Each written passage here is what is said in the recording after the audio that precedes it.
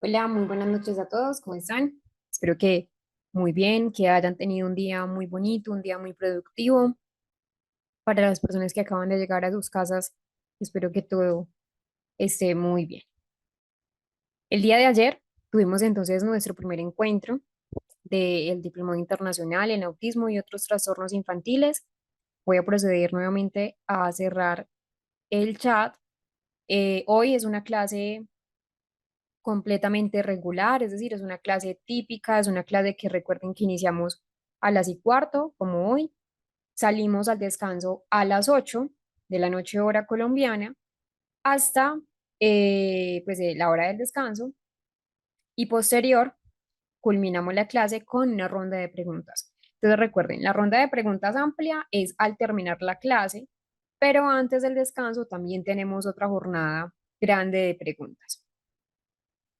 Bueno, vamos entonces a hacer como un pequeño recuerdo de lo que veíamos en la clase de ayer. Sé que muchas personas están apenas entrando el día de hoy, entonces bienvenidos. Pueden ver la clase grabada en diferido en YouTube. Todavía no la han subido, sin embargo, también se las comparten a ustedes vía Zoom, vía la plataforma Zoom, en el grupo de WhatsApp.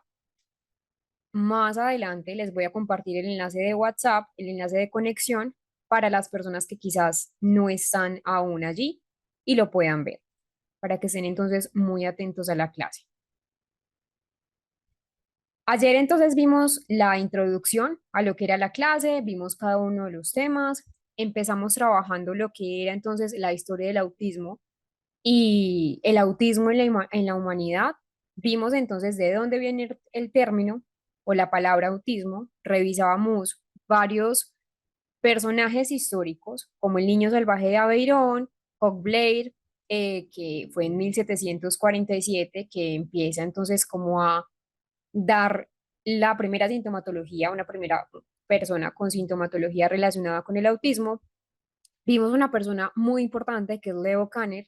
Leo es el padre de la psiquiatría infantil moderna y empieza entonces en 1943 a darle como un poco más de cara o un poco más de, de conciencia a lo que era el autismo. ¿Por qué de conciencia?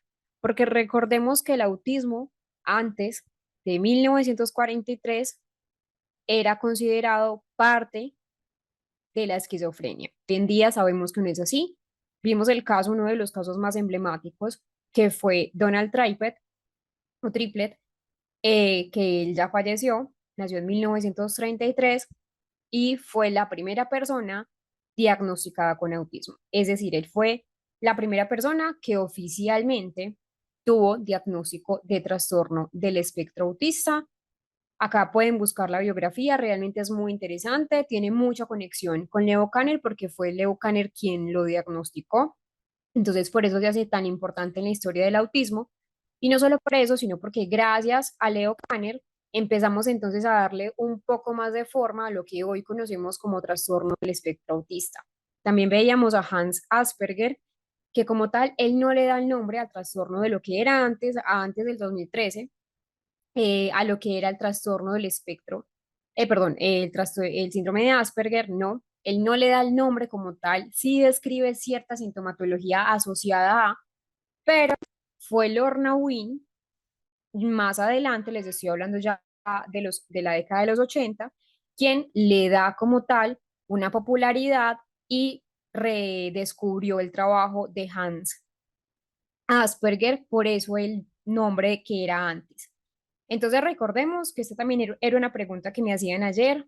¿Qué diferencia hay entre autismo y síndrome de Asperger? La respuesta que yo les daba es que antes del 2013 se tenía en cuenta diferentes tipologías, 5 grupos diferentes que hacían parte del autismo. Entonces, autismo puro, que también se llamaba así, pero se llamaba autismo, el síndrome de Asperger, que eran diferentes, que a hoy podemos decir que el síndrome de Asperger se puede decir que es un autismo de alto funcionamiento, es decir, un autismo grado 1. Ya no se habla de Asperger, se habla de niveles de autismo. Recordemos que la palabra espectro le da un poco más de continuidad a lo que es el diagnóstico y empezábamos a ver esta parte.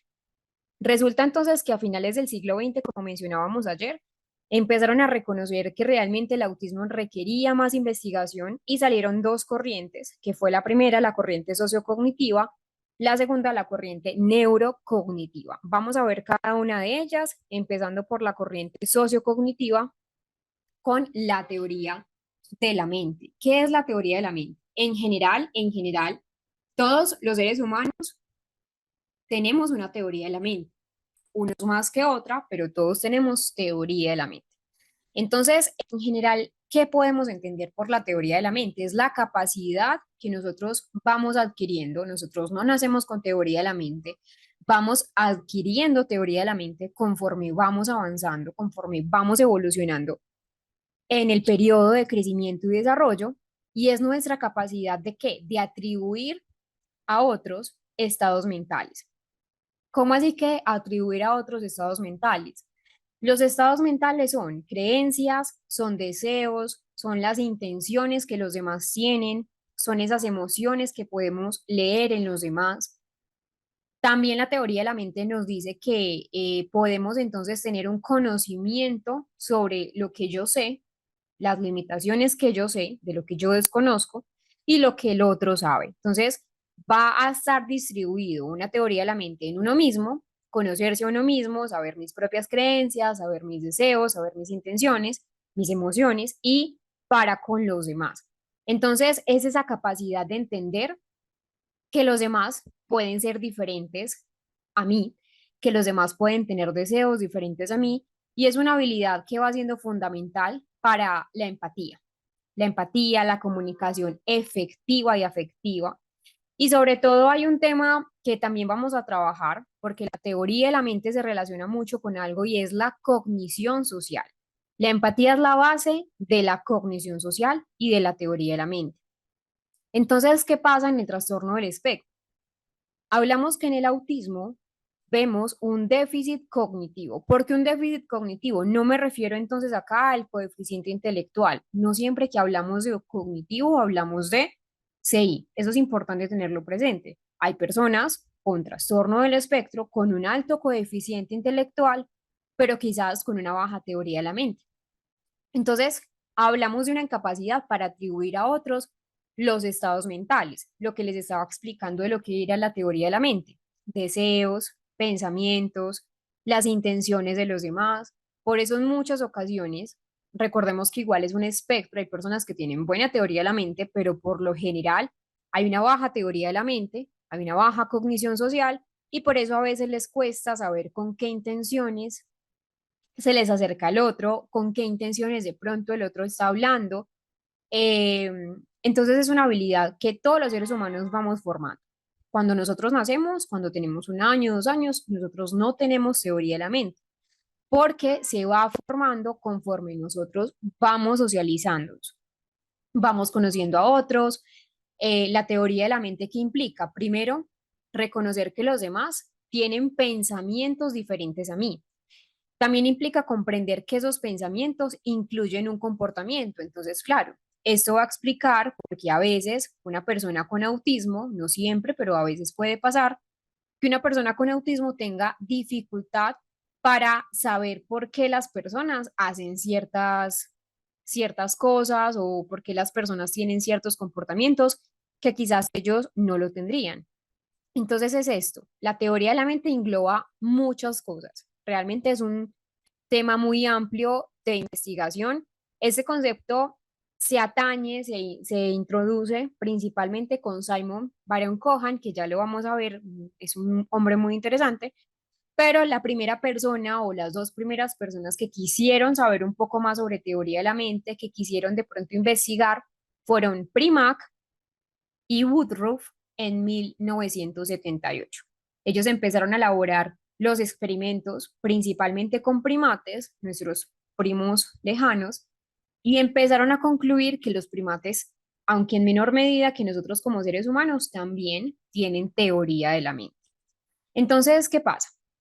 La capacidad de predecir, por ejemplo, la capacidad de interpretar las acciones de los demás es una base importante de la teoría de la mente, que es importante entonces también trabajar, es distinguir entre lo que yo sé, entre lo que uno sabe y lo que otros saben, es decir, ese conocimiento compartido versus el conocimiento personal. Un ejemplo clásico, que de hecho también lo vamos a ver, y es una prueba de la falsa creencia. La prueba de la falsa creencia es una prueba que también se utiliza en neuropsicología y en psicología también para evaluar cómo es la teoría de la mente. No es la única prueba que se utiliza. Hay muchas baterías neuropsicológicas que incluyen también una evaluación de la cognición social. Pero la evaluación que más se conoce principalmente es la teoría de la falsa creencia o la prueba de la falsa creencia, donde se le cuenta a un niño una historia. Entonces, principalmente, incluso pues fue una investigación que se empezó a realizar. Entonces, la prueba de la falsa creencia eh, procede de la siguiente manera. Se le cuenta al niño una historia. La historia va así. Sally pone una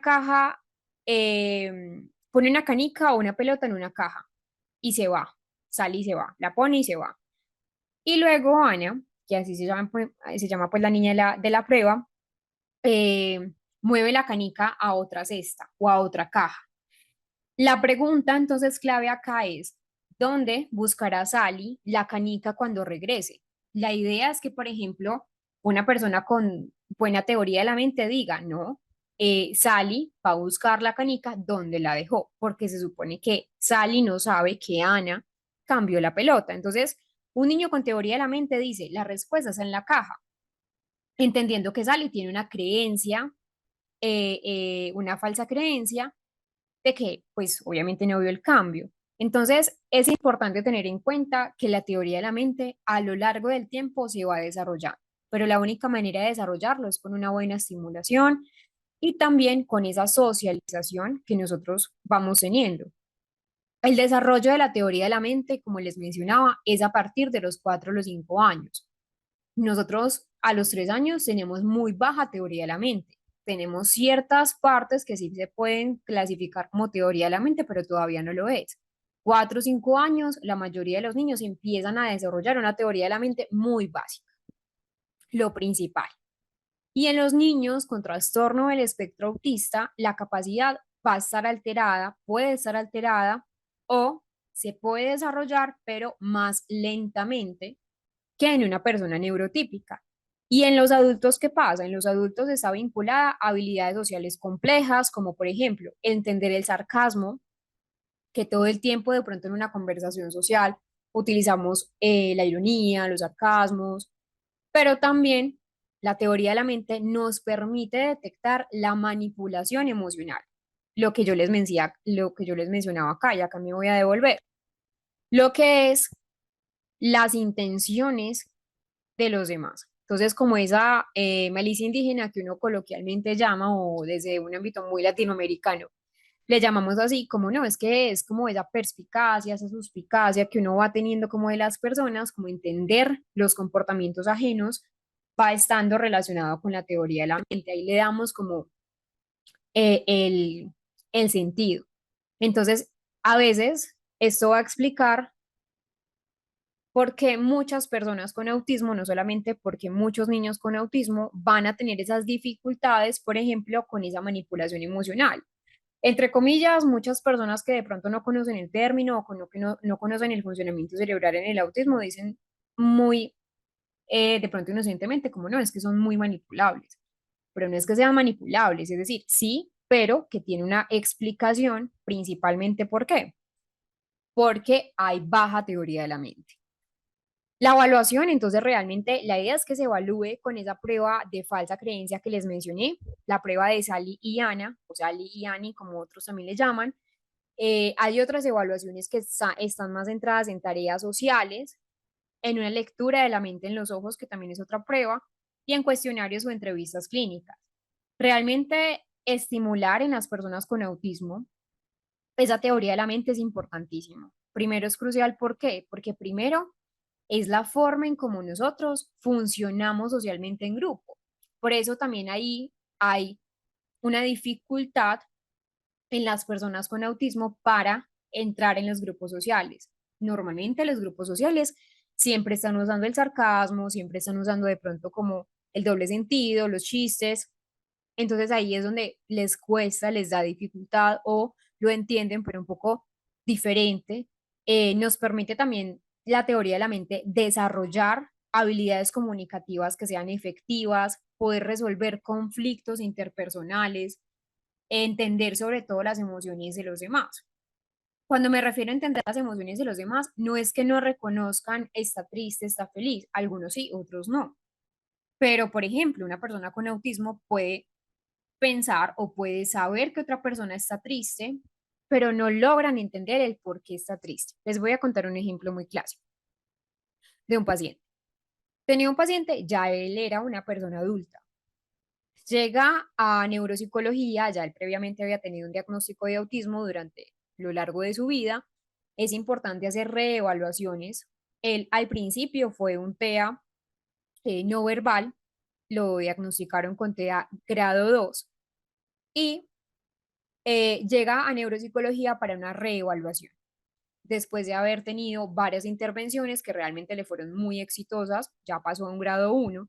Eso también resuelve una inquietud de ayer, que me preguntaban, bueno, ¿será que un TEA grado 2 puede pasar a un TEA grado 1? Sí, con buenas intervenciones o con una adecuada evaluación. Es importante hacerlo también desde el principio. Entonces, el ejemplo clásico que les iba a mencionar es que él mencionaba que a veces veía a su esposa llorar de la felicidad, pero no entendía por qué estaba llorando, si estaba feliz. A ese tipo de cosas es lo que podemos entender como teoría de la mente.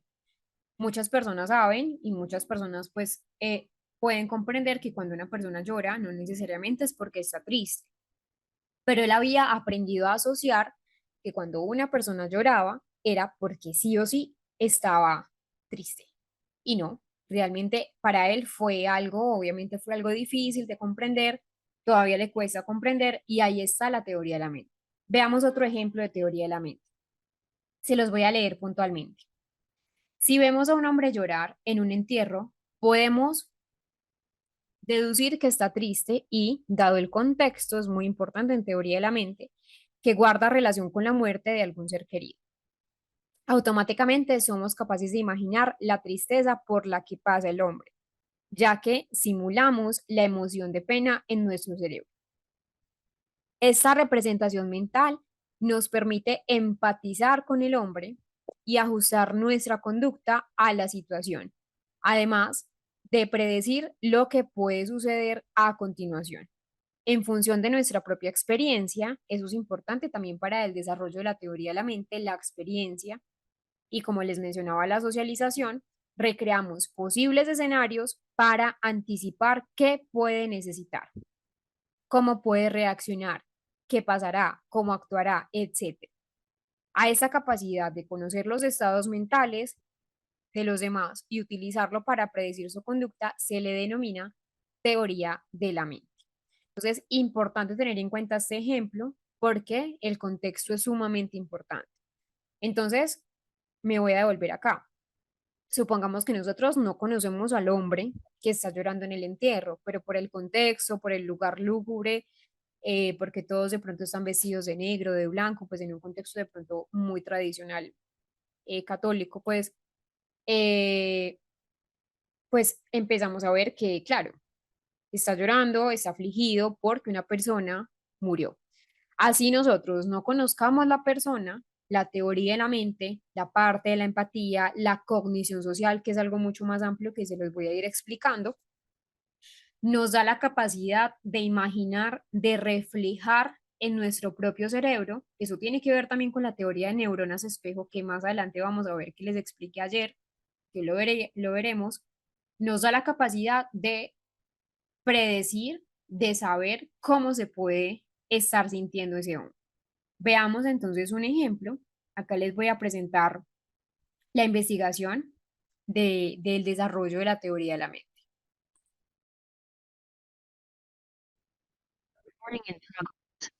Tenemos a una persona muy importante que fue principalmente Simon Baron Cohen. Él es un autor realmente pues es psicólogo, pero es muy destacado en lo que es la teoría de la mente principalmente. Empieza entonces a hacer, bueno, es un neurocientífico, es psicólogo y neurocientífico, y empieza a desarrollar un poco más lo que es la teoría de la mente. Entonces, y principalmente en el autismo. Entonces, empieza a hablar de lo que es la teoría de la mente, de lo que él llama, entre comillas, una ceguera mental. ¿A qué hace referencia Simon cuando habla de ceguera mental? Recuerden que Primack y Woodruff empezaron a desarrollar toda la teoría de lo que es la teoría de la mente, ¿cierto?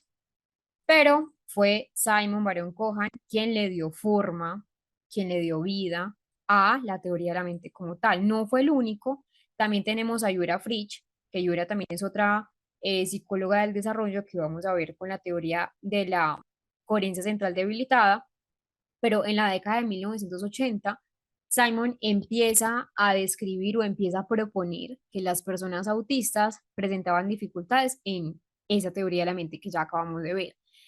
Entonces, mencionaba esa limitación, empieza a aparecer una ceguera mental, como si no pudieran ver pensamientos, como si no pudieran ver creencias o intenciones ajenas.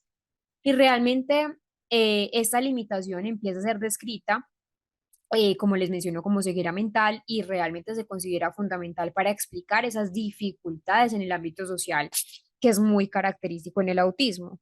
Empieza también a hablar de otro aspecto, que son esas herramientas de evaluación. Por ejemplo, Simon Baron Cohen nos da un cociente del autismo, el AQ o el IQ, que es diferente a lo que es el coeficiente intelectual, donde habla de un cociente de espectro autista, es decir, mide la presencia de rasgos autistas, sobre todo en la parte del adulto, con una inteligencia superior o una inteligencia que es promedio. Y también empieza a desarrollar otro que es el EQ, que es un cociente, pero de empatía. Un cociente de empatía donde evalúa esa capacidad de empatizar, de sistematizar respectivamente. Y realmente Simon Baron Cohen nos da un enfoque a la neurodiversidad, porque realmente empieza a dar un enfoque sobre lo que son las diferencias a nivel cognitivo.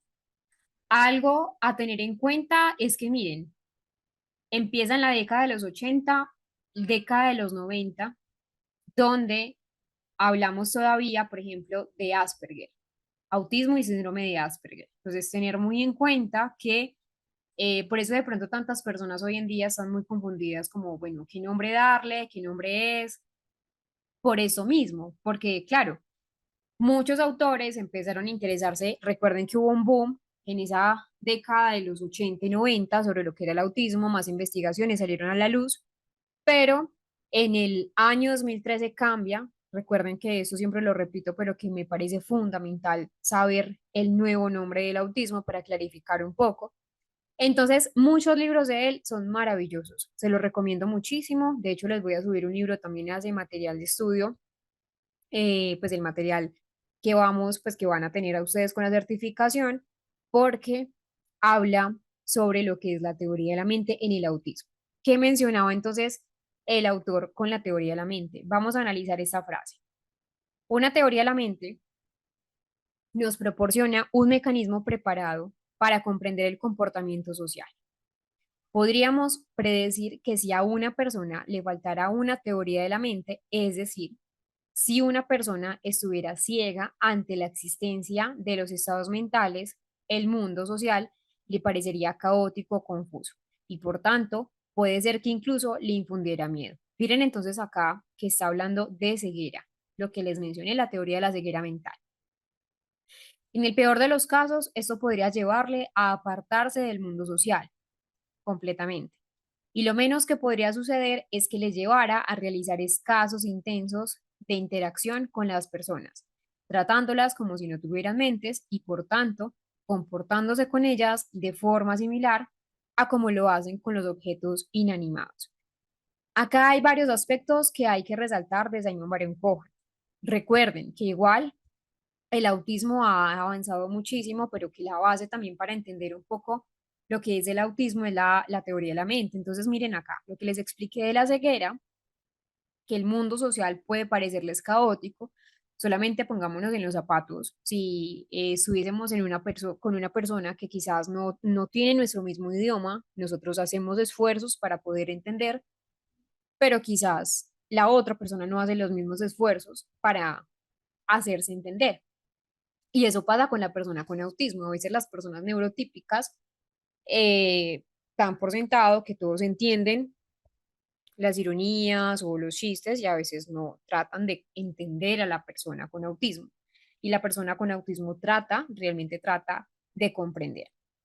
Entonces, como les mencioné, Simon también empieza a hablar que alrededor de los 4 años es cuando los niños empiezan a comprender que las personas tienen otros deseos, que las personas son diferentes a ellos, que hay un estado mental diferente y eso es lo que permite dar también un comportamiento social. Esta teoría de la teoría de la mente como tal fue descrita por Simon Baron Cohen.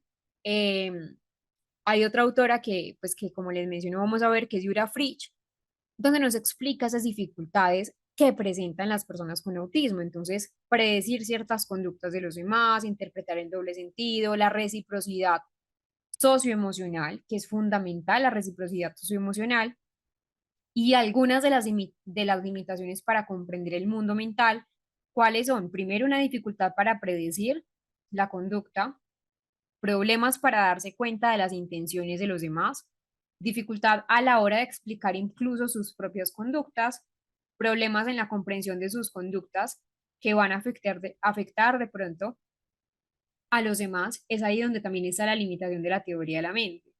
Como mis propias conductas, como de pronto si transgredo mis límites, voy a herir al otro con mi comportamiento o con mi, pues con lo que diga, con lo que opine, con los comentarios que realice.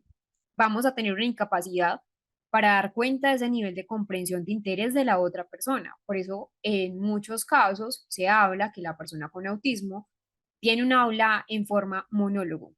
Entonces, puede hablar de un tema que le interese, puede hablar de un tema que le apasione.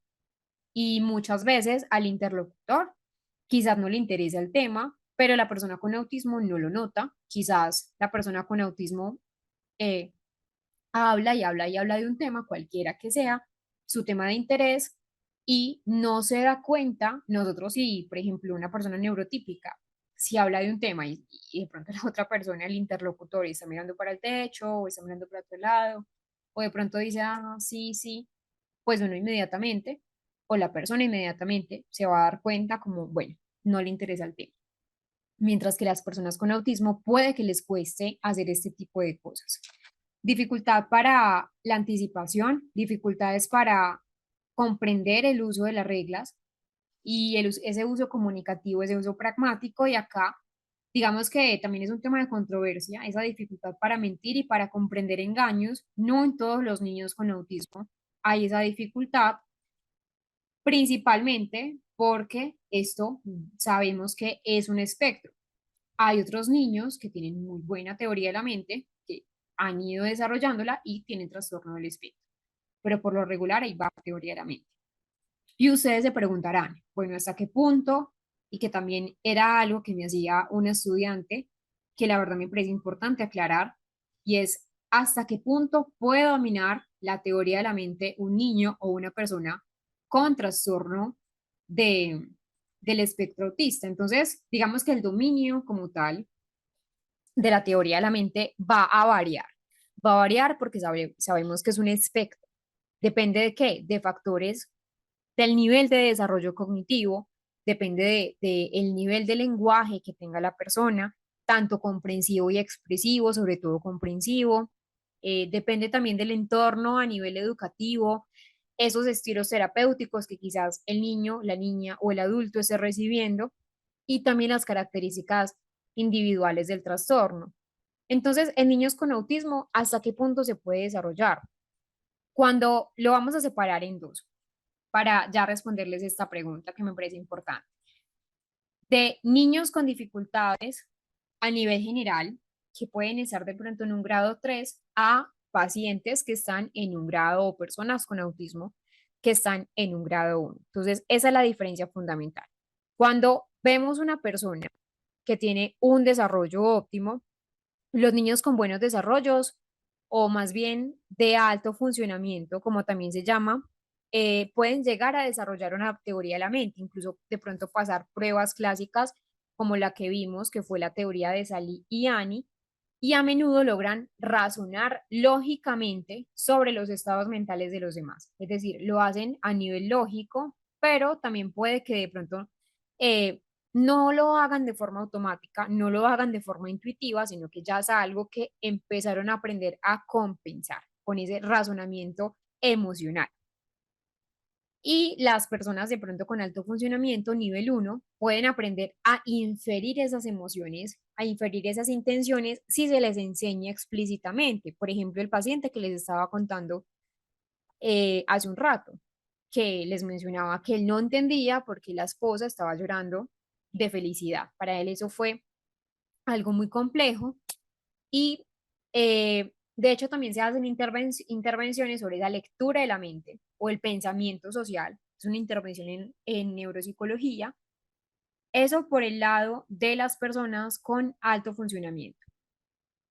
Pero cuando hay dificultades, por ejemplo, que son dificultades muy frecuentes, es que la teoría de la mente puede ser inconsistente o puede ser muy rígida, es decir, entienden el concepto de una situación, pero no lo generalizan a otras, no entienden el por qué, como por ejemplo el paciente que les estoy mencionando. Pueden tener más dificultad de pronto con esas emociones más sutiles o emociones que se contraponen, como lo que les digo, a veces nosotros generalizamos que toda persona que llora es porque está feliz y no, uno puede llorar de muchas emociones. Entonces ahí es donde, donde la dificultad está. El sarcasmo, el doble sentido, el lenguaje figurado, por ejemplo, la ironía, y en algunos casos, especialmente si hay un coeficiente intelectual debajo de la media poblacional o cuando hay un lenguaje limitado, el desarrollo de la mente puede ser un poco más restringido. Entonces, ¿cómo se puede favorecer el desarrollo? Para ya concluir esa pregunta que me parece fundamental. Ese desarrollo se puede, digamos, favorecer con una intervención específica desde neuropsicología. Primero, por ejemplo, con ese juego de roles sociales, juego de roles para estimularlo, las historias sociales, un entrenamiento en emociones, un entrenamiento en la lectura de la mente, en los estados mentales y con un modelo centrado en un modelo de habilidades sociales. Entonces, apoyos visuales, lenguaje muy claro, la terapia de lenguaje, la terapia de comunicación, especialmente si, por ejemplo, hay dificultades pragmáticas. Entonces, en resumen, es importante tener en cuenta que la teoría de la mente eh, va a variar, ¿cierto? Sobre todo con ese nivel de lenguaje, con ese nivel de comprensión también a nivel cognitivo. Y hay diferencias de pronto con una persona neurotípica, en esa espontaneidad de la teoría de la mente, en la flexibilidad, en la profundidad en la que aplican de pronto la teoría de la mente diferente a a una persona neurotípica.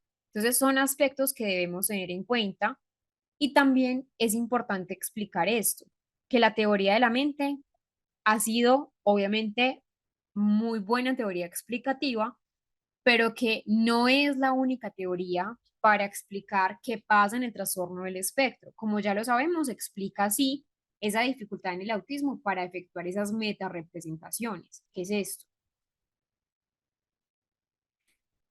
Es un mecanismo cognitivo cuya función es centrarnos en la capacidad de pensar, de imaginar el estado mental de los demás y que se desarrolla durante la infancia.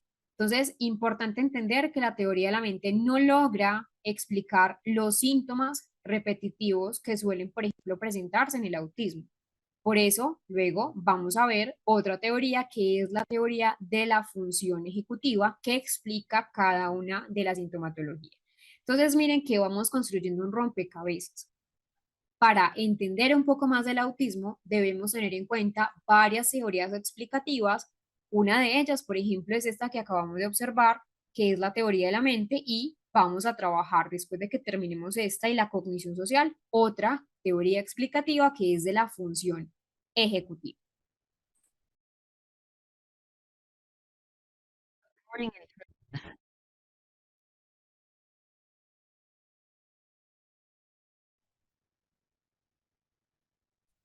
Hablemos sobre lo que es la teoría de la mente y la teoría de la cognición social.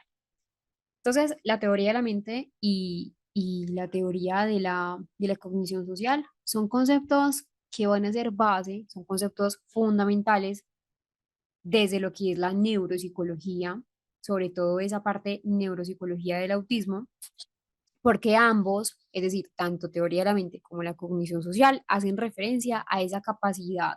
Igual ya describimos lo que es la teoría de la mente, describamos entonces lo que es la cognición social que no le hemos descrito, pero que ambos van a darnos esa capacidad de comprender, de predecir esos estados mentales de los demás, ¿sí? Y en un sentido más amplio, de poder interactuar, de interactuar sobre todo a nivel estratégico. La teoría también de la mente nos da una estrategia a nivel de interacción, que sí, que no, a quién de pronto interactuar, con quién de pronto no, eh, y que nos da también como esa habilidad de estar en un contexto social.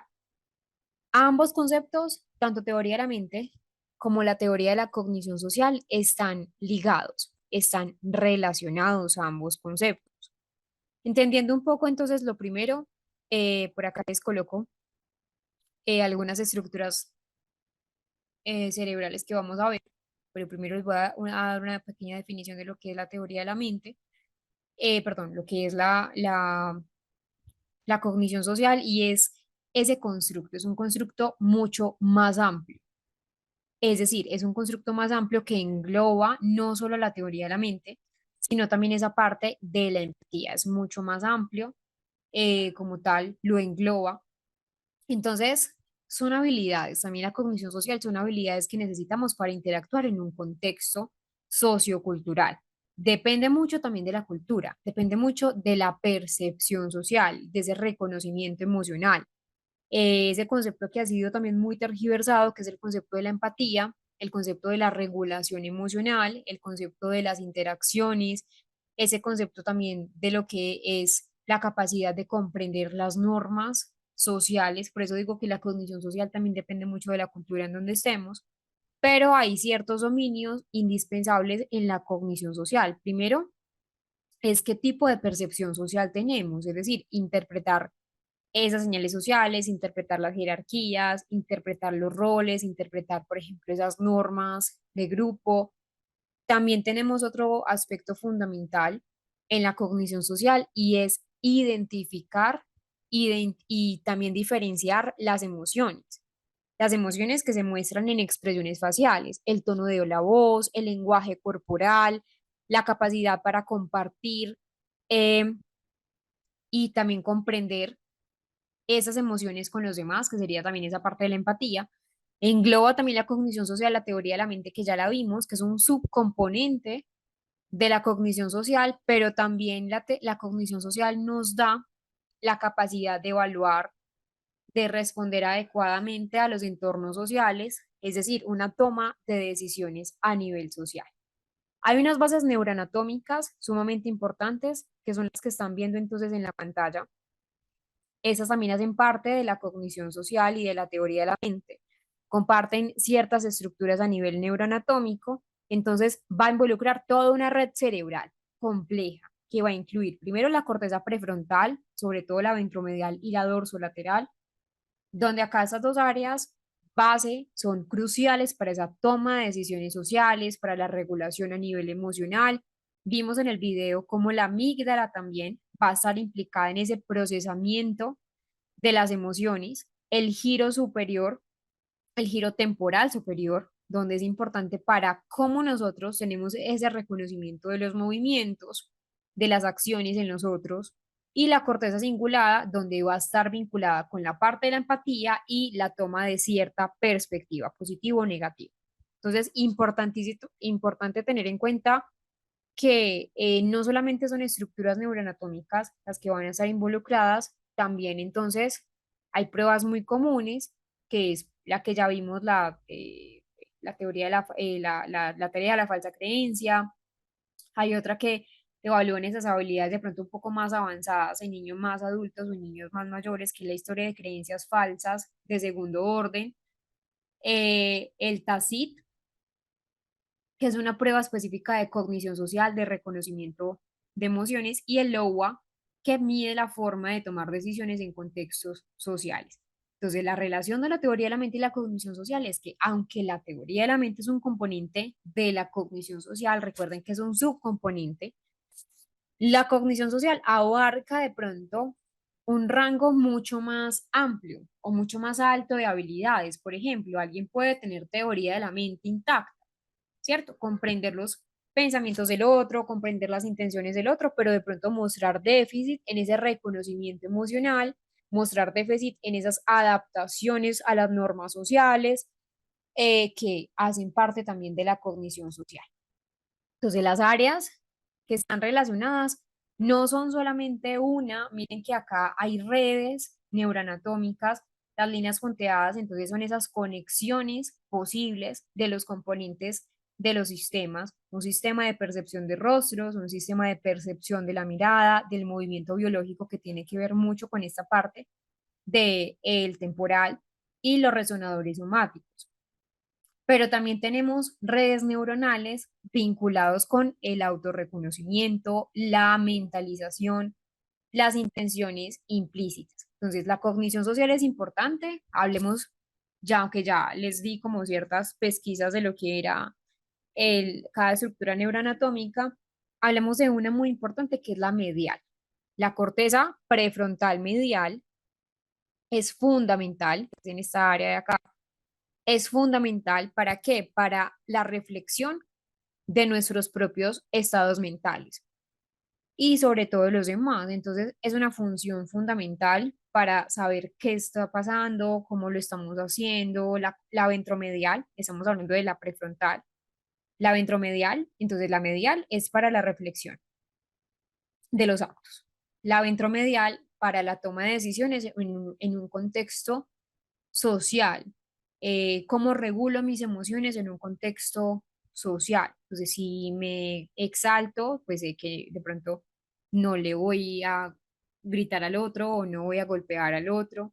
Ahí es donde está la ventromedial, la que nos dice, bueno, tomemos decisiones basadas en la situación en la que estamos. Hay otra que es la orbitofrontal, que también hace parte de ese prefrontal, donde está relacionada con la evaluación de las recompensas sociales. Cuando me refiero a recompensas sociales, son recompensas y castigos sociales. Una sanción social, por ejemplo, es que nos dejen de hablar. Una recompensa social, por ejemplo, en el video vimos cómo muchos niños de pronto le decían a otro niño con autismo como puedes jugar con nosotros cuando las vacas huelen. Sería una recompensa social, jugar con los niños. Una sanción sería esa. Entonces ahí participa la órbita frontal y ese control de comportamientos apropiados en situaciones sociales, es decir, saber regular mi comportamiento, y que también está la amígdala, no está acá en las estructuras que les presento, pero que la amígdala también es muy importante porque la amígdala tiene un papel funcional, tiene un papel fundamental en ese procesamiento emocional, sobre todo de emociones viscerales, el miedo, la ira, que son muy vasoconstructivas, y en la formación de un juicio social, pero rápido, juicios sociales inmediatos. Y también sobre esa confianza, sobre esas intenciones de los demás. El giro fusiforme que también les había hablado, me voy a devolver a la diapositiva anterior. Acá, el giro fusiforme. Entonces, es fundamental principalmente porque nos da ese reconocimiento facial, lo cual ya sabemos que es crucial para interpretar esas expresiones emocionales, esas pistas sociales no verbales. Entonces, si por ejemplo una persona tiene el ceño fruncido, el giro fusiforme lo que hace es reconocer esa parte facial y también interpretar qué emoción está teniendo, qué expresión emocional está teniendo.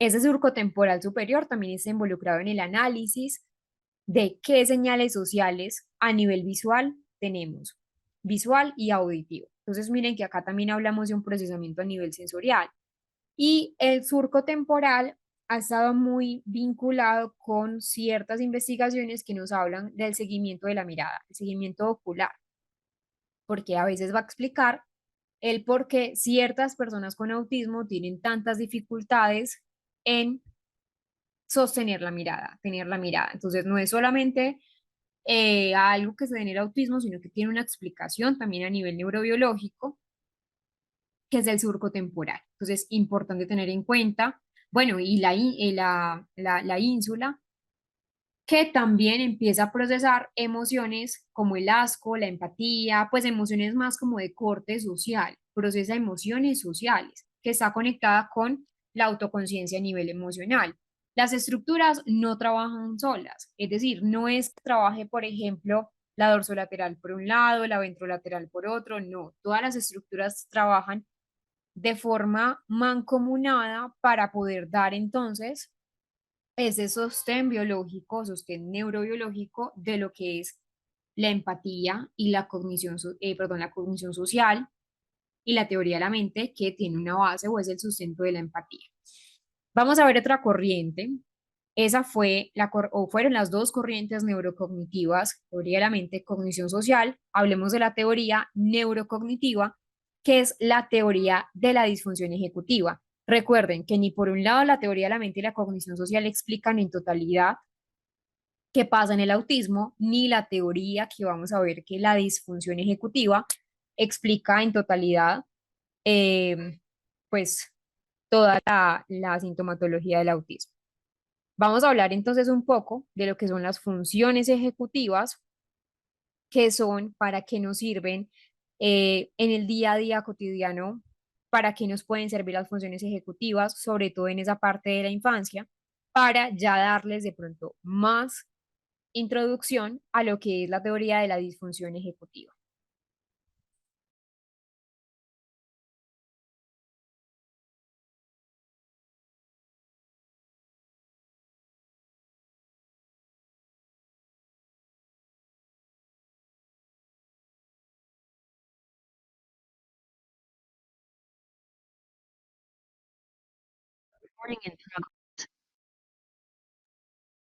Hablemos entonces de lo que es la corriente neurocognitiva, ya después del video teniendo un poco más claro qué son las funciones ejecutivas. Entonces, en general, cuando hablamos de disfunción ejecutiva, bueno, les voy a hacer entonces una explicación qué es la función ejecutiva. La función ejecutiva no es una sola, es decir, es un conjunto de habilidades cognitivas que se llaman habilidades cognitivas de alto nivel que nos permiten planificar, que nos permiten regular también nuestras propias emociones y comportamiento, nos permiten organizar, nos permiten adaptarnos de pronto a situaciones que son nuevas o a situaciones que nosotros vemos como novedosas. Es acá donde explicamos entonces por qué en muchos casos se da la conducta rígida o la conducta repetitiva. Nos permiten también resolver problemas. En el día a día cotidiano nosotros nos enfrentamos a problemas que pueden ser grandes o pueden ser pequeños, pero son las funciones ejecutivas las que nos dan esa capacidad de pronto, bueno, si no me sale el plan B, tengo el plan C. Si no me sale el plan A, tengo el plan Z.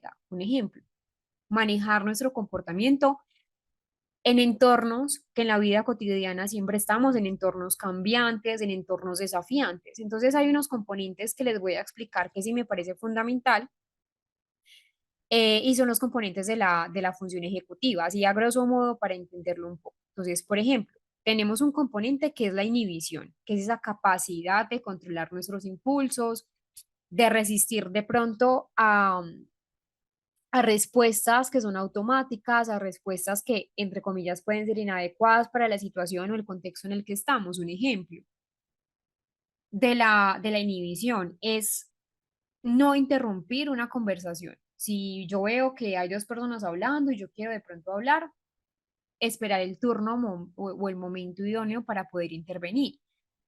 La memoria de trabajo es una capacidad que se relaciona con memoria de trabajo, pues con memoria y con función ejecutiva, memoria a corto plazo, pero también con función ejecutiva porque es de alto nivel, porque nos permite retener una información durante muy breve tiempo y pues temporalmente, por eso es memoria a corto plazo y realizar tareas complejas con ella. Pues memorizar, por ejemplo, una serie de números y recordarle y decirle al revés. O por ejemplo, si nos dan una instrucción compleja, poderla entonces, mientras la recuerdo, poderla ejecutar. La flexibilidad cognitiva, entonces, es esa habilidad para adaptarnos a las demandas del entorno, a cambiar de estrategia. Si una no me funcionó, entonces tengo la otra, alternar entre tareas. Por ejemplo, lo que les mencionaba, si yo sé que este plan no me funcionó, voy a otro plan. Tengo también la planificación y la organización, que es esa capacidad de establecer metas, de establecer estrategias, coordinar eventos. La toma de decisiones es decidir, por ejemplo, cómo invertir mi tiempo o recursos en una tarea, es evaluar las opciones, tomar decisiones, analizar las consecuencias. Si esto tiene esta consecuencia, entonces me voy por esto y seleccionar de pronto la mejor alternativa. Entonces, esas funciones ejecutivas en la parte del autismo van a estar alteradas. Por eso se habla de la teoría de la disfunción ejecutiva. Entonces hay una alteración en esa capacidad para ejecutar esos procesos cognitivos de alto nivel. Entonces, ¿va a explicar qué? Va a explicar la conducta rígida, va a explicar la conducta repetitiva, la conducta estereotipada, la conducta de pronto impulsiva, que muchas personas con autismo tienen. Y hay una región fundamental y es la región dorsolateral, que de hecho también la habíamos hablado en la teoría de la mente y la cognición social. De estas tres hablábamos. ¿Por qué? ¿Por qué las volvemos a repetir? Porque realmente el cerebro no funciona solo. El cerebro funciona de manera conectada, está interconectado. Entonces, la región dorsolateral está implicada también en la planificación, en la estructuración de la acción, y acá tenemos la ventrolateral o región ventral, que está relacionada con el control inhibitorio. Resulta que empezamos a hablar de lo que es la teoría que intenta explicar las limitaciones, parte de las limitaciones en el autismo, y pues es muy importante también mencionar a Antonio Damasio, que en 1978 él empieza a comparar, ojo acá, comparar dos tipos de pacientes. Un paciente con autismo, otro paciente que tiene un daño o una lesión en el lóbulo frontal. Él mencionaba, tienen o guardan la misma sintomatología, una conducta rígida, reacciones de pronto exacerbadas frente a algo que no les da, baja tolerancia a la frustración, dificultades para focalizar la atención en cosas que no les motivan, de pronto una predilección por las rutinas. Y él mencionaba lo siguiente: las personas con autismo comparten gran parte de los síntomas que se observan en pacientes que han sufrido una lesión en el lóbulo frontal. No quiere decir entonces que pacientes con desfrontalizados o pacientes con lesiones en el frontal sean personas con autismo. No, recuerden que es un trastorno del neurodesarrollo. Entonces, empieza en ese proceso de neurodesarrollo hasta la vida adulta, hasta que ya pues la persona fallece, va a acompañar la parte del autismo. Pero en las personas con lesiones frontales hablamos principalmente que guardan la relación, pero etiología completamente diferente. Entonces, debemos hablar de eh, me voy a volver acá para que esto quede muy claro, de lo que es la neuroanatomía también, de las funciones ejecutivas. La función ejecutiva está mediada por el prefrontal. El prefrontal es esa parte más importante de nosotros como seres humanos, es lo que nos hace diferentes de, por ejemplo, el resto de las especies. Primero tenemos esa corteza dorsolateral, donde vamos a estar planificando, donde funciona la memoria de trabajo, donde está la flexibilidad cognitiva. Tenemos la orbitofrontal, que está en esa regulación emocional, en la toma de decisiones basada en la recompensa, que es importante entonces también mencionar que no trabajan sola, trabajan también con otras áreas importantes para la toma de decisiones. Entonces, la teoría de la mente intenta explicar ciertas limitaciones en el autismo. ¿Cuáles son? Por ejemplo, que en el autismo hay alteraciones en general en funciones ejecutivas, son muy comunes. De hecho, en la evaluación neuropsicológica podemos ver ese impacto importante en la vida cotidiana. Como les digo, como es un espectro, la magnitud de las alteraciones va a variar según el nivel de funcionamiento cognitivo las características individuales de cada paciente, si está de pronto bajo alguna intervención, van a variar, pero que estas funciones ejecutivas van a estar muy relacionadas con ese comportamiento que vemos de las repeticiones, de las estereotipias, de los problemas de la comunicación, de la adaptación, por ejemplo, social. ¿Cuáles son esas principales alteraciones? Vamos a definirlas acá. Entonces, hay varios déficits en funciones ejecutivas, principalmente, por ejemplo, tenemos una baja flexibilidad cognitiva. Entonces, claro, es una de las áreas más afectadas en la parte del autismo, y que se va a manifestar como esa rigidez en el pensamiento, esa rigidez también en ese comportamiento. Entonces, hay personas que prefieren la rutina, una rutina estricta, una rutina rígida, que cuando hay de pronto un cambio, por mínimo que sea, llega la alteración. Supongamos que la persona entonces tiene, todos los días desayuna huevo con tocino. Si hubo un cambio en ese huevo con tocino, puede ser que llegue a tener una baja tolerancia a la frustración. Entonces, ahí es donde hablamos de lo que es la predilección por la rutina, una dificultad en flexibilizar. Quizás ese día no había huevo para comer, entonces comieron, no sé, queso. Entonces es eso, es una preferencia por que no se cambien las cosas, una resistencia al cambio. Entonces a veces puede haber una frustración muy intensa ante modificaciones en el ambiente, modificaciones en el lugar donde está. Ya de pronto en niveles de pronto un poco más profundos en el autismo, si tienen una alineación de los juguetes, si tiene alineación de pronto de sus objetos, puede llegar de pronto a, a tener baja tolerancia a la frustración. Tenemos otra que es la inhibición, que ya se les he explicado, pero igual la idea es que quede claro. Son esas dificultades para controlar esos impulsos o dificultades para controlar respuestas automáticas. Un ejemplo, interrumpir conversaciones o esa dificultad para esperar turnos o de tener de pronto comportamientos, esos comportamientos repetitivos o las estereotipias. Hablamos también que en la planificación y la organización también podemos ver ciertas alteraciones. Por ejemplo, problemas para diseñar, por ejemplo, o ejecutar pasos hacia a una meta o hacia un objetivo. En la vida cotidiana podemos ver a alguien que tenga dificultad para organizar tareas escolares, para manejar de pronto múltiples pasos en actividades de pronto rutina, pues de la vida cotidiana, y la memoria de trabajo también. Entonces, va a haber limitaciones para mantener esa información, sobre todo en el hilo de las conversaciones o en tareas complejas. Entonces, importante tener en cuenta estas alteraciones, digámoslo así, en la teoría de la mente.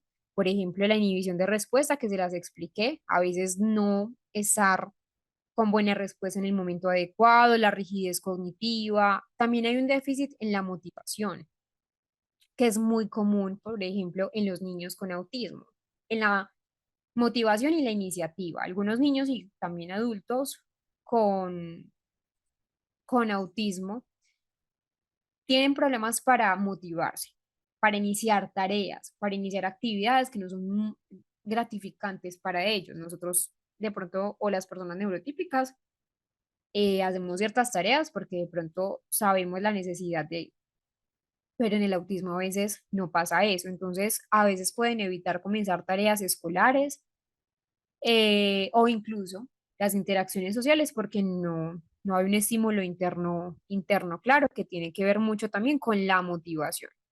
Entonces, importante tener en cuenta que esta teoría de la mente y explica no todos los síntomas, pero sí parte de los síntomas que podemos ver en el autismo.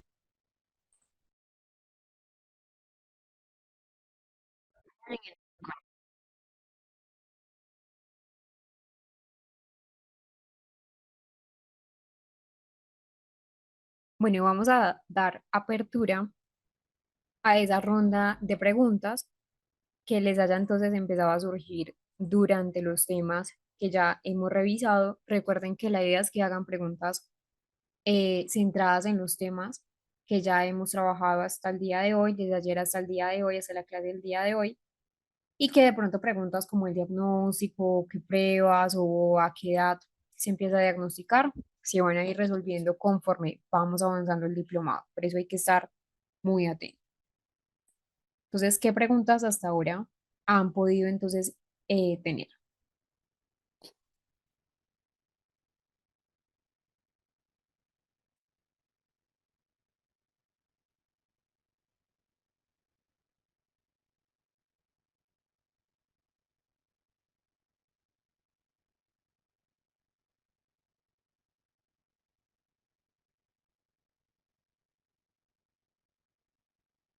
Bueno, acá Alison nos hace una pregunta, dice la siguiente.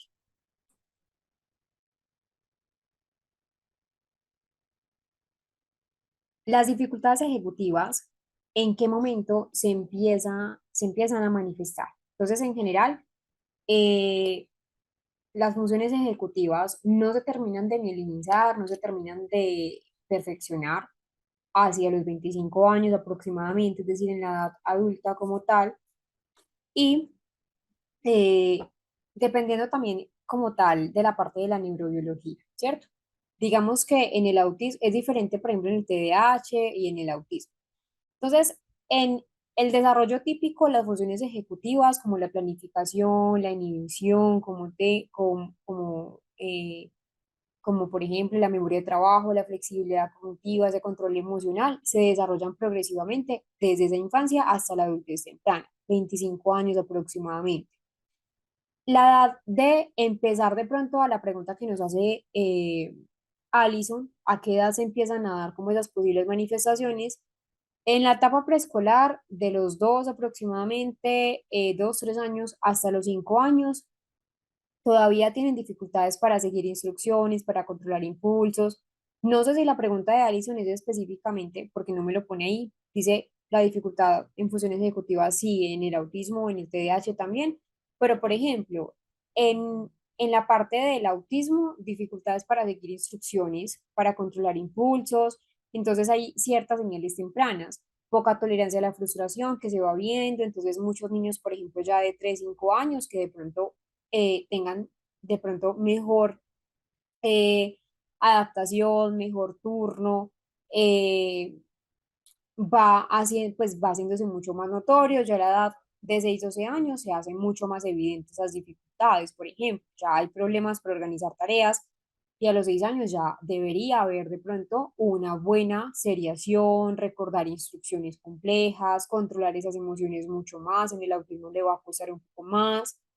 Y ya en adolescentes de los 3, desde los 13, 12, 13 años en adelante, ya ahí sí hay como tal unas demandas sociales, unas demandas académicas que no tienen, ojo acá, las funciones ejecutivas no tienen que ver con lo que es el ámbito de coeficiente intelectual, es importante, pero sí se van a aumentar las demandas, entonces hay mayores dificultades en la planificación a largo plazo, mayores dificultades, por ejemplo, en el autocontrol, ya ahí es donde se hacen las dificultades mucho más notorias. Entonces, olvidar, por ejemplo, fácilmente una instrucción que se le da o olvidar lo que debe hacer. Y ya el comportamiento emocional es más desproporcionado que el que debería estar. Recuerden que va a estar también vinculado con esa regulación. Sí, Luis, es posible pasar de un TA2 a nivel 2. Supongo que tu pregunta es pasar de un TA2 a un TA1. Sí, con intervención. Juan, esa parte de a qué edad se detecta el autismo a partir de los 2 años lo vamos a profundizar a lo largo de la clase, que veo muchas preguntas acá.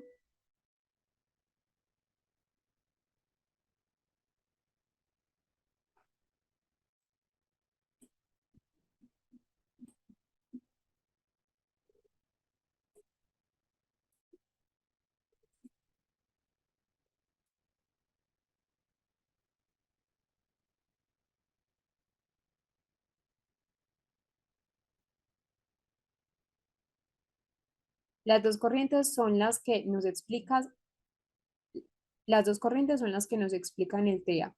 a través del déficit en las teorías de la mente y la disfunción ejecutiva, sí, son dos de las que vamos a ver, nos faltan dos que las vamos a ver después del descanso, que es la teoría de la coherencia central debilitada de Ura Fritsch y la teoría de las neuronas espejo.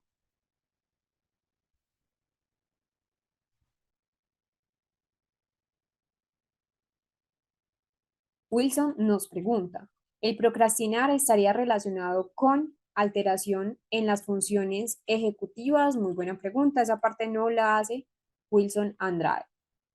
Cuando hablamos de la procrastinación, pues que es como por postergar tareas y que ya se vuelve algo muy habitual, sí, está directamente vinculado con lo que es esa parte de las alteraciones en funciones ejecutivas.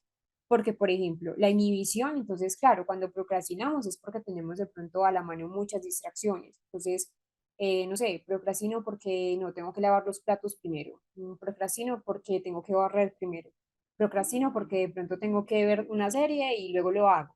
Entonces, claro, acá está esa inhibición, esa dificultad para resistir a las distracciones, resistir a esos impulsos, obviamente como ceder ante esos impulsos más gratificantes a corto plazo. Es más placentero de pronto ver una serie de televisión que de pronto, no sé, hacer una tarea. O es más gratificante de pronto hacer algo, ver televisión a lavar los platos, por ejemplo. Entonces, mira que ahí está la inhibición. También tenemos, obviamente, la planificación y la organización. Entonces, claro, tengo problemas y tengo procrastinación, alteraciones en cómo estructurar las tareas. Puedo de pronto dividirlas en pasos de pronto más manejables. Entonces, en resumen, sí. Digamos que es siempre patológico. No, no siempre es patológico, que por acá hablábamos también que, bueno, no sé quién me preguntaba esa parte de si es patología.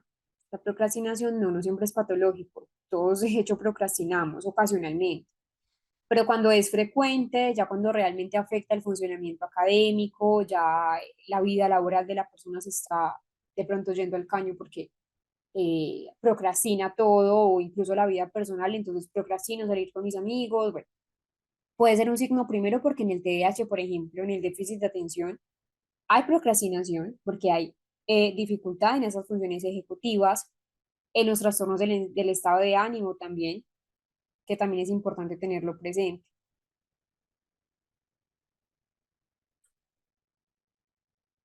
¿Cuánto puede durar un niño con autismo para que controle sus esfínteres? Bueno, esto depende mucho, ¿cierto? El control de esfínteres en niños con autismo a veces puede tardar. Tarda así un poco más en niños con pues que, que tengan autismo o que tengan un desarrollo neurodiverso a comparación con un desarrollo neurotípico, pero digamos que hablar puntualmente de cuánto dura es un proceso que varía mucho según el perfil del niño. No hay una edad única como tal, es decir, en el autismo el tiempo de desarrollo va a depender. En un desarrollo típico, por ejemplo, el control de esfínteres está entre los 2, 3 años, pero en el autismo a nivel, pues como haciendo un sondeo en general, puede estar entre los 6 y 6 años o más, dependiendo del caso. Hay factores que van a influir. Primero, si la comunicación es limitada. De hecho, por ejemplo, esa pregunta de Luis tenía una paciente, ella es una niña que ya va a cumplir 6 años, de hecho cumple 6 años en junio, ya en junio, julio, tiene 5 años y todavía no tiene un control de esfínteres. Le cuesta hacer popó porque, por ejemplo, le tiene asco al popó, entonces no hace popó, no hace chichi. Entonces ahí está, una comunicación limitada también porque es una paciente no verbal y tiene un autismo grado 3. Entonces dificultad para expresar esa necesidad de ir al baño, entonces a veces no la hace y tiene la dificultad o a veces se aguanta también. Alteraciones sensoriales, que es la paciente que les estoy mencionando, que ella tiene una dificultad sensorial porque es hipersensible.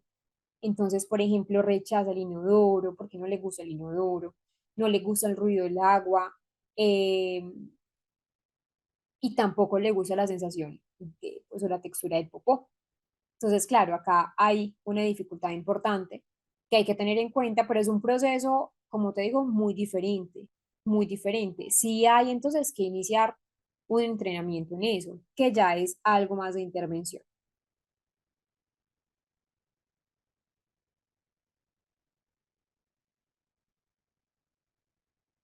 Bueno, Haiti nos da un aporte muy importante, sí.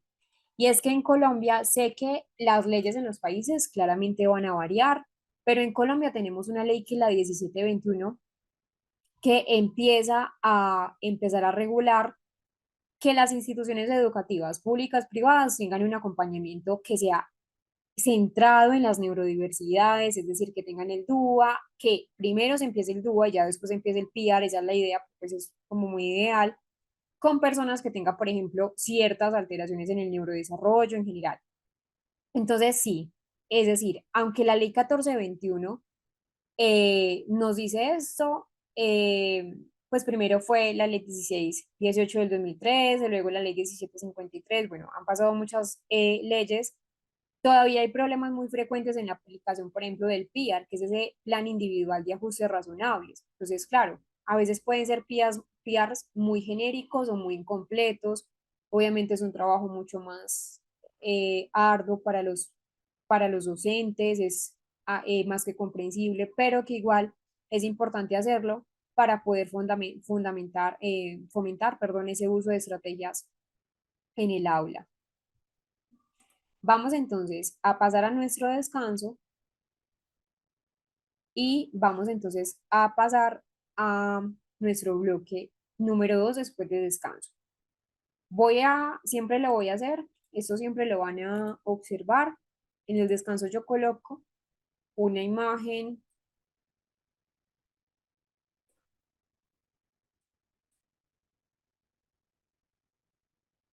una imagen donde nos indique el descanso. Antes del descanso, entonces les voy a mostrar esto.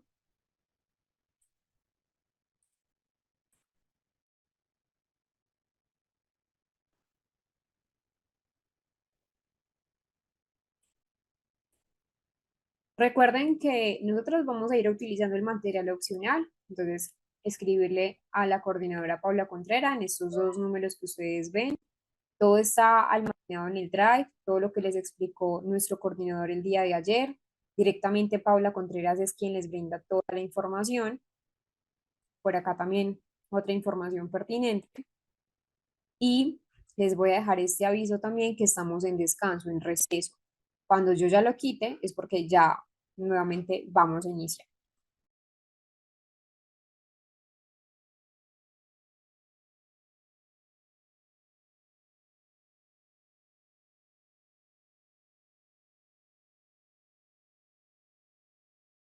Recording in progress.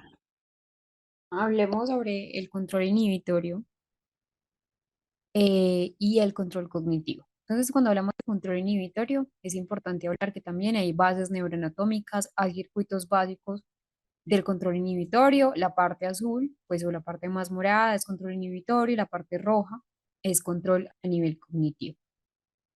Entonces, en general, es importante hablar que cuando hablamos de una disfunción ejecutiva, hay dificultades en habilidades cognitivas que ya sabemos que permiten controlar, ser más flexibles, de pronto pues tener como más control del entorno, más flexibilidad en general en los ámbitos diferentes de la vida cotidiana. Entonces, hay diferentes problemas que van a estar vinculados también con esas redes a nivel del control inhibitorio que es tan importante. Hablemos de otra corriente, que es la corriente neurocognitiva, es otra corriente neurocognitiva, esta vez de la teoría de la coherencia central débil o teoría de la coherencia central debilitada. ¿Qué es la teoría de coherencia central? Es un término que se utiliza normalmente en psicología para describir esa tendencia de las personas a procesar información de manera global y de manera contextual. Entonces nos vamos a enfocar más en ese panorama general en lugar de los detalles individuales. Entonces es un concepto, cuando hablamos de coherencia central en general, es centrarse en el panorama general, más no en los detalles particulares. Entonces, es un concepto que es muy relevante en el autismo, no solamente se ha estudiado en el autismo, principalmente sí, pero no es único y exclusivo de trastorno del espectro. Se ha empezado entonces a ver cómo en el trastorno del espectro autista muchas personas tienen una coherencia central débil. Es decir, eso significa que en lugar de integrar la información de pronto de manera global, se van a centrar más en esos detalles específicos, se van a centrar más en los detalles puntuales, pero no de pronto en la globalidad o no de pronto en la totalidad del contexto. Entonces, acá es donde le va a dar dificultad a la persona con autismo integrar la información. Ven fragmentos inconexos quizás, se van a centrar más en los detalles específicos que va a afectar también la entender, por ejemplo, las referencias sociales. Hay dificultad en esto, en integrar esas parcelas de información en una comprensión coherente de la globalidad. Esa persona que ustedes ven acá es Yura Fritsch, la que yo también les mencioné hace un rato, en teoría de la mente. Yura también nos propone entonces esta teoría explicativa del autismo para explicar el por qué, dar una respuesta del por qué hay dificultades en la integración, por ejemplo, del entorno. Entonces, una persona con una coherencia central fuerte es mucho más probable que integre, que entienda la información dentro de un contexto amplio. Es decir, ven, haciendo una analogía, ven la imagen completa, ven la fotografía completa, pero, diferente a una persona con autismo que tenga una coherencia central débil, que va a tener mayores dificultades para poder conectar esos detalles, detalles individuales de un todo, pues de un todo que sea mucho más coherente. Entonces, claro, va a sobresalir en ciertas tareas que necesiten una atención al detalle por esta parte, porque logran tener esas parcelas, pero van a tener dificultades ya ahora para entender la globalidad. Por ejemplo, entonces nosotros en las claves sociales necesitamos teoría o coherencia central buena, estable, formal, pero en el autismo hay dificultad, por ejemplo, para tener una lectura social, entre comillas, porque nosotros en el entorno social requerimos de una combinación, de una multitud de datos que se deben procesar. Entonces, que se frunció, pues frunció el ceño, entonces obviamente ahí ya estamos indicando con la lectura social del contexto que de pronto estaba una persona enojada o la parte verbal, la parte en el contexto. Entonces nosotros estamos todo el tiempo en función de integrar esas parcelas inconexas y que es importante entonces entender que este concepto se aplica a personas con autismo. No es único, no es un perfil único, una teoría de la coherencia central debilitada en el autismo. Hay otros perfiles cognitivos, hay condiciones donde hay diferencias también en esa manera en que se procesa la información, pero en general centrémonos en el autismo, donde sí hay una dificultad en esa coherencia central.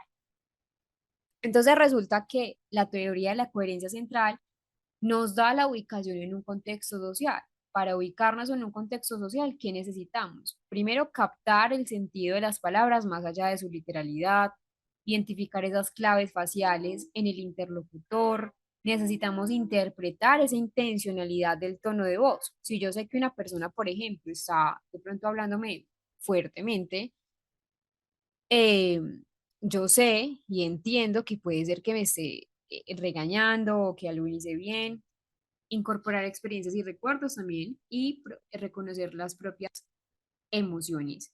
Entonces, acá hay algo importante y es que la coherencia central es un concepto que se centra desde la neuropsicología del autismo y está centrada por esa dificultad que hay en el espectro, que recordemos que como es un espectro, entonces va a variar de una persona a otra. Hay personas que tienen mejor coherencia central que otras, pero que en general se va a observar que hay dificultades. Por ejemplo, hay algo y es que hay, cuando se analiza, cuando se evalúa, hay una preferencia por el procesamiento local. Es decir, las personas con una coherencia central débil tienden a enfocarse en esos detalles particulares, en esos detalles individuales de de la información, pero no lo integran. Ven la visión fragmentada, pero no ven la visión global. Entonces, se van a fijar, por ejemplo, en elementos muy específicos de un objeto. Entonces, los colores, la textura. pero no captan como tal la función o ese propósito en general. También entonces esta coherencia central debilitada nos va a explicar en el autismo lo que es, por ejemplo, el contexto, que es muy importante, es decir, va a manifestarse en situaciones sociales. Nuevamente volviendo al tema de la teoría de la mente, no captar de pronto ese significado implícito de una conversación o interpretar de forma muy literal esas expresiones que son sarcásticas o expresiones figurativas y van a tener dificultades en integrar esa información que requiere de un contexto y habilidades específicas que van a potenciarse, como ya se los había mencionado. Obviamente van a tener habilidades más sobresalientes en tareas que requieren una atención al detalle porque se van a centrar más en el detalle. Entonces es importante tener esta relación con el trastorno del espectro autista. Como les menciono, no toda persona que tenga autismo va a tener una teoría de la coherencia central debilitada. Esta frase nos da una explicación muy clave de lo que es la teoría de la coherencia central. Y dice lo siguiente: la percepción está desintegrada y es una teoría que nos da entonces una explicación de por qué de pronto en el autismo hay unas parcelas inconexas del mundo real. Y hay una frase que es esta, y es: los árboles no dejan ver el bosque, que nos da una ilustración de lo que es la teoría de la coherencia central. Es decir, pues si yo no lo analizo, si lo analizamos, los árboles son los que componen el bosque. Entonces, no tiene sentido decir que los árboles no me dejan ver el bosque, porque los árboles hacen el bosque. Entonces, ahí es donde está la clave.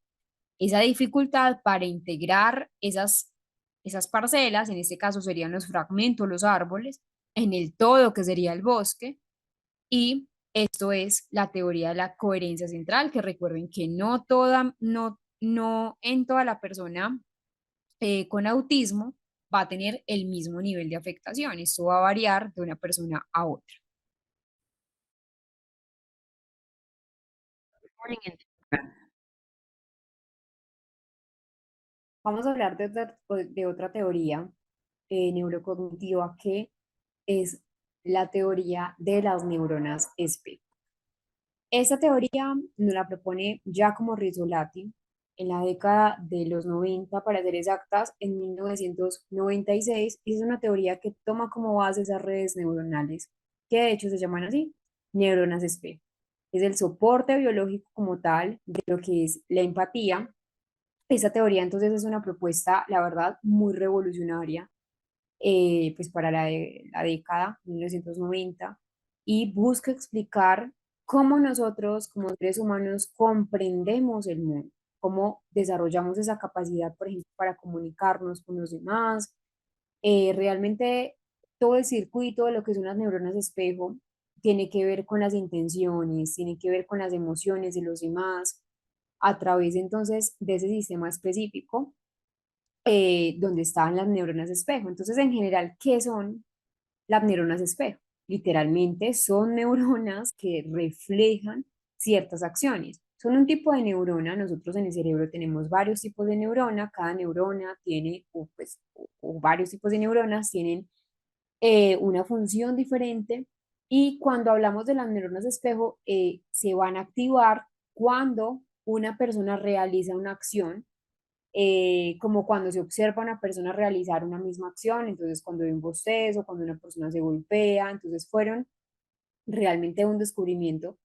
Ya como Rizzolatti y su equipo de neurocientíficos no estaban estudiando principalmente las neuronas espejo, no era lo que querían encontrar, estaban estudiando la corteza premotora en monos y se dieron cuenta que realmente había algo más, y en este caso eran las neuronas espejo. Entonces, un ejemplo: si usted toma una taza o un pocillo de café, una taza, ciertas neuronas en el cerebro se van a activar. Esas mismas neuronas también se activan cuando usted ve a alguien más tomando una taza, aunque usted no sea la persona que se esté moviendo. Entonces hay unos principios importantes acá, y es que primero nos da una comprensión de las acciones, es decir, nos permite dar al cerebro una simulación, eso es muy importante, una simulación de lo que nosotros estamos haciendo. Así nosotros hemos evolucionado, imitándonos unos con otros. Pero entonces nos da una comprensión de la simulación, interpretar lo que el otro ve, ayudando a comprender esas acciones de los demás, el por qué lo hacen. Son fundamentales, de hecho, en el aprendizaje por imitación. Como les mencionaba, nosotros hemos evolucionado por imitación, especialmente ese aprendizaje vicario, ese aprendizaje a través de la imitación. De hecho, pues no solamente la teoría de las neuronas de espejo nos da esta respuesta, hay otras teorías, por ejemplo, como la teoría entonces del aprendizaje vicario de Bandura, que habla mucho de cómo nosotros empezamos entonces a tener un aprendizaje a través de lo social. ¿A través de qué? A través de nuestros padres, a través de nuestros cuidadores, de quienes nosotros aprendemos. Y también esta parte de las neuronas de espejo, como ya habíamos visto en otro ámbito, también es un soporte sumamente importante en lo que es la empatía y en lo que son también las emociones. Entonces, se cree, por ejemplo, que estas neuronas de espejo ayudan a experimentar lo que la persona siente o lo que los demás empiezan a sentir y que contribuye a la parte de la empatía. Por eso se habla que es la base neuronal, es la base biológica de la empatía.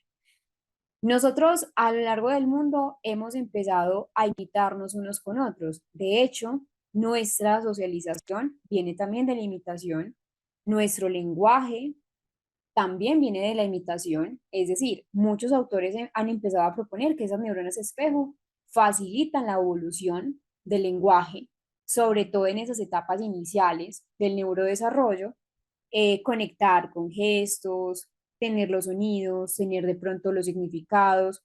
¿Dónde están las neuronas espejo? Es la pregunta fundamental.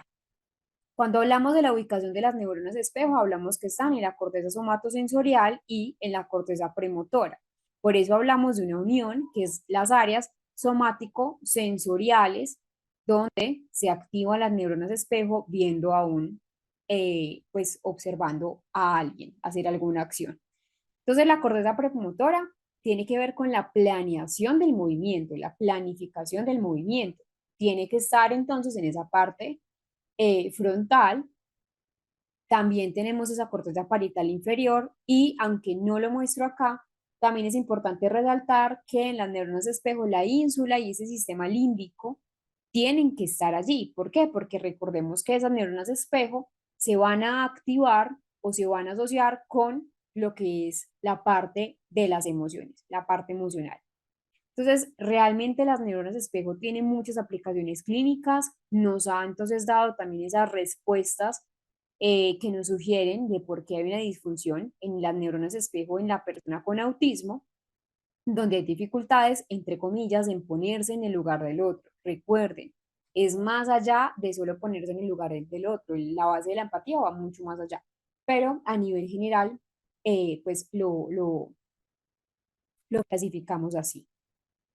Tenemos unas áreas importantes, como tal, no hacen parte de las neuronas de espejo, pero sí nos dan entonces una conexión con las neuronas de espejo y son esas áreas que nosotros entonces podemos ver acá en la pantalla.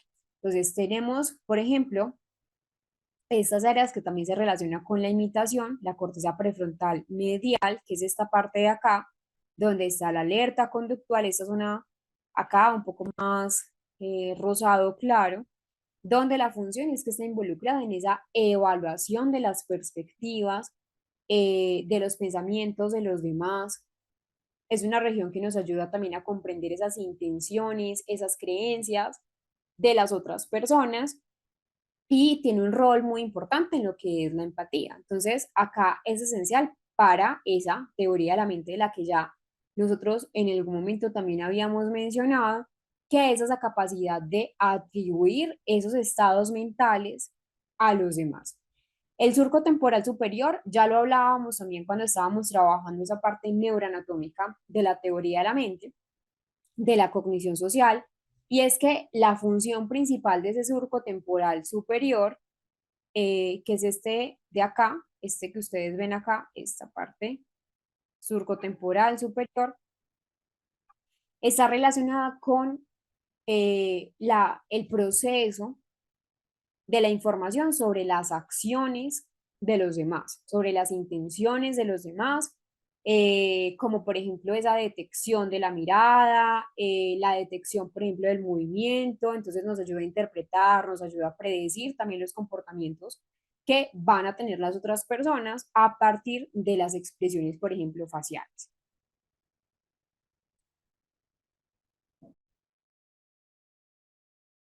Recording in Volviendo a esta parte de la neuroanatomía, es importante entonces rescatar las otras estructuras. También tenemos esa corteza cingulada, donde la corteza cingulada anterior lo que hace es participar en ese proceso de las emociones, es decir, en el procesamiento a nivel emocional, tanto de esas emociones propias como de las emociones que son ajenas, pero también participa la corteza en la regulación de las emociones. Hay un rol importantísimo de esa corteza cingulada en lo que es el rol de de la empatía, donde entonces es importante hablar de la empatía afectiva, es decir, esa capacidad de compartir, esa capacidad también de responder a las emociones de los otros.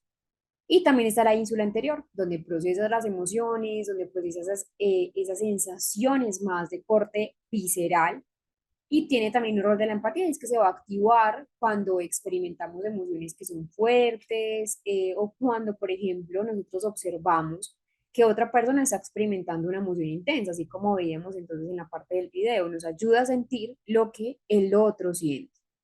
Importante entender esa parte, sobre todo para lo que es el término de la empatía. Yo les mencionaba entonces que lo que es empatía, lo que son neuronas espejo, lo que es teoría de la mente, van muy de la mano en las teorías explicativas del autismo.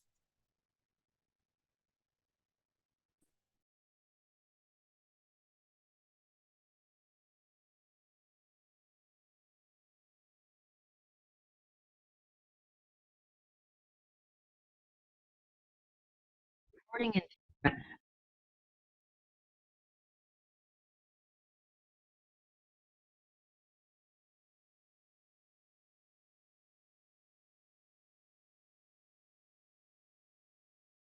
Vamos a ver el tema 2, que es la definición y la clasificación del trastorno del espectro autista.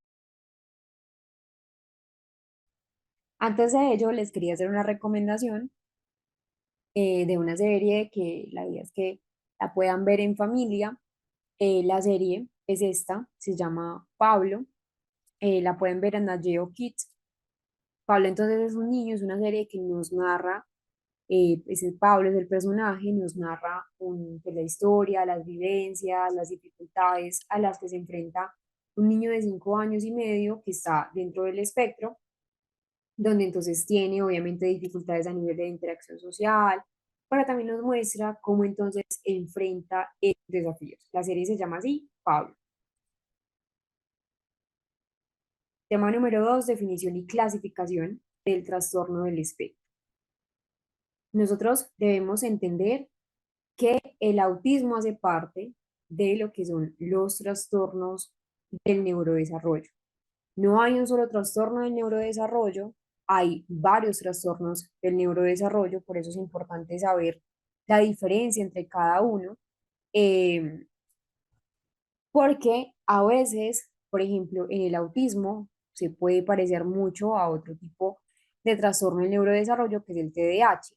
Yo les había mencionado al principio que no es extraño ver, por ejemplo, una persona con autismo, también con un diagnóstico de TDAH, es decir, no son mutuamente excluyentes, pero entendamos un poco qué son los trastornos del neurodesarrollo. En general son alteraciones o dificultades que son cognitivas, que pueden ser conductuales, que van a interferir en esa adecuada maduración y en ese adecuado desarrollo del cerebro. Entonces, en general son un grupo, van a afectar ese desarrollo cerebral, van a afectar ese sistema nervioso, entonces suelen aparecer en esa primera infancia, van a impactar áreas diferentes, entonces áreas como el lenguaje, áreas como la atención, van a afectar áreas en la conducta, el aprendizaje, las habilidades de pronto sociales, como en el autismo, y la coordinación motora. Entonces, ¿Cuáles son los ejemplos más comunes de trastornos del neurodesarrollo? Entonces, el autismo que hemos estado viendo, los trastornos, pues el trastorno por déficit de atención e hiperactividad, que es el TDAH, ya sea de tipo inatento, de tipo impulsivo hiperactivo o de tipo mixto, de tipo combinado. También está el síndrome de la Tourette, el trastorno de la coordinación del desarrollo, que sería entonces más conocido como lo que antes era una dispraxia, y los trastornos del lenguaje, por ejemplo, pero también hay trastornos específicos del aprendizaje, dislexia, discalculia. Entonces, las características generales de los trastornos de neurodesarrollo es que tienen una alta comorbilidad entre ellos. Lo que les mencionaba, no es extraño ver una persona con autismo con un diagnóstico, por ejemplo, también de TDAH. Entonces aparecen en la infancia, muchas veces antes de los 5 años, algunos de ellos, eh, y tienen una base neurobiológica. Es decir, hay alteraciones o hay un procesamiento de la información diferente a lo que podríamos ver en un cerebro neurotípico. Y pueden ser de niveles de gravedad diferentes, entre leve, entre moderado o en muchos casos en esa parte severa. En el autismo no se clasifica leve, moderado o severo, sino en los niveles de autismo, entonces nivel 1, nivel 2 o nivel 3. Varían mucho entre personas, hay dos personas, no, nunca nadie, o sea, por ejemplo, una persona con autismo o una persona con TDAH va a ser exactamente igual a otra, así estén en el mismo nivel de gravedad. Hay cambios que resultan en esas alteraciones funcionales. Y, como les digo, hay alta comorbilidad entre ellos, hay un retraso, hay una desviación en esos hitos alcanzados, en esos hitos esperados, y que también requieren de intervenciones multidisciplinarias, pues múltiples profesionales que estén trabajando en pro de mejorar esas habilidades. Es importante entonces aclarar que requieren una evaluación clínica en muchos casos, después de la evaluación, sobre todo de moderado a severo, requieren una intervención, que sea una intervención obviamente centrada en las dificultades, es decir, una intervención personalizada. Entonces, terapias de lenguaje, acá tenemos las terapias ocupacionales, tenemos la terapia esa parte psicológica o la intervención a nivel educativo, que es sumamente importante.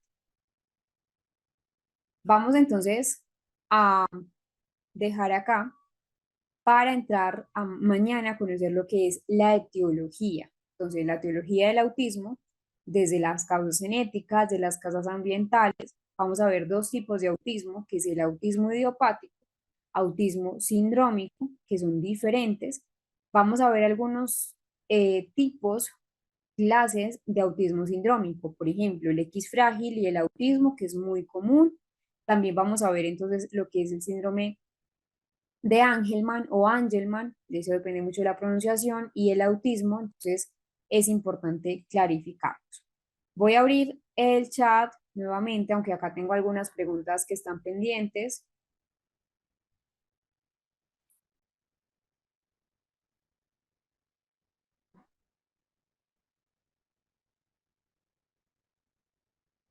Voy a responder unas 3 preguntas que estén relacionadas con la temática que ya hemos visto.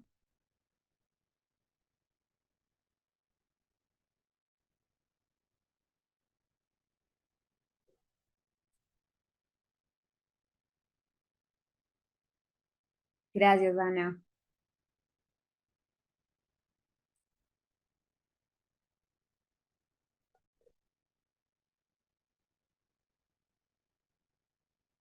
Entonces, recuerden que mañana la idea es revisar esa parte del síndrome de Angelman. Livy nos pregunta, ¿cuáles son las conductas repetitivas en el autismo? La parte de las estereotipias, creo que está preguntando Ana, entonces recuerden que eso tiene que ver mucho con las teorías explicativas que estábamos revisando, entonces las conductas repetitivas, pues de hecho son uno de los criterios diagnósticos del autismo del DSM-5, entonces van a ser diferentes entre las personas con autismo, entonces por ejemplo el aleteo de manos, el balanceo del cuerpo, girar sobre su propio eje, o que también muchos le llaman como girar sobre sí mismo, mecer la cabeza, caminar de puntillas, que es como la marcha equina, que muchos también le llaman, pero el uso no solamente va a ser, por ejemplo, con estereotipias a nivel motor o movimientos motores. También, por ejemplo, uso repetitivo del lenguaje, que serían las ecolalias, otros patrones que son como, por ejemplo, bueno, no solamente las ecolalias son frases, también las ecolalias son, por ejemplo, eh, decir una y otra vez lo que escucharon previamente en una, pues frases como de película. O juego uso repetitivo de objetos, va a variar entre personas.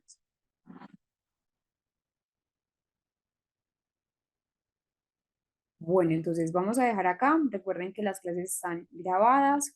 Mañana les comparto la clase del día de ayer de YouTube y nos veremos entonces nuevamente mañana con esa parte de la etiología. Que estén muy bien y que tengan una muy bonita noche.